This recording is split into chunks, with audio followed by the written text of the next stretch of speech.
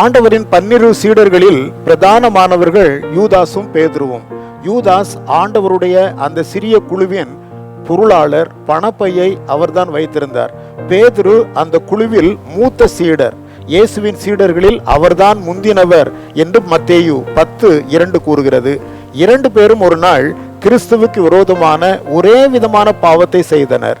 யூதாசு இவர்தான் கிறிஸ்து என்று காட்டி கொடுத்தார். பேதுரு இவரை நான் அறியவில்லை என்று சொல்லி மறுதலித்தார். 2 பேர் செய்த பாவமும் ஒரே மாதிரியானதுதான். ஆனால் பாவம் செய்துவிட்ட பின்னர் யூதாசு மனிதர்களிடம் சென்று பாவத்தை அறிக்கையிட்டார் என மத்தேயு 27:3-4 வசனங்கள் கூறுகிறது.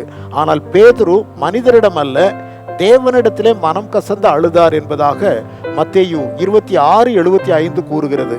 இது நிமித்தமே பேதுரு ஏற்றுக்கொள்ளப்பட்டார், யூதாஸ் தள்ளப்பட்டார். ஆகவே நமது வாழ்வில் எப்போது மனிதரை அல்ல, தேவனையே நோக்கி பார்ப்போம்.